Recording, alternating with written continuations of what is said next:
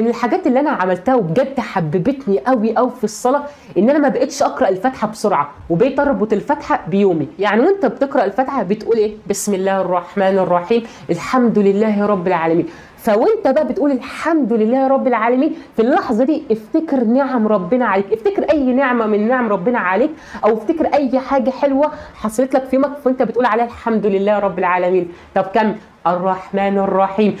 وانت بتقول الرحمن الرحيم استشعر اي موقف حصل لك في يومك لمست فيه رحمه ربنا سبحانه وتعالى عليك. اهدنا الصراط المستقيم. وانت بتقول اهدنا الصراط المستقيم خليه اكنك بتقولها كده من قلبك، ان ربنا سبحانه وتعالى يهديك ليه، وان ربنا سبحانه وتعالى يهديك ويتوب عليك ويهديك دايما للصح. اتمنى بجد من كل قلبي ان السبب ده لو كان 1% بس، ان لو خلى اي حد بس ما كانش بيصلي يرجع يصلي من تاني. وانت بجد حاول انك انت تكون سبب ان حد تاني يشوف الفيديو ده، لو على عسى انك انت تكون سبب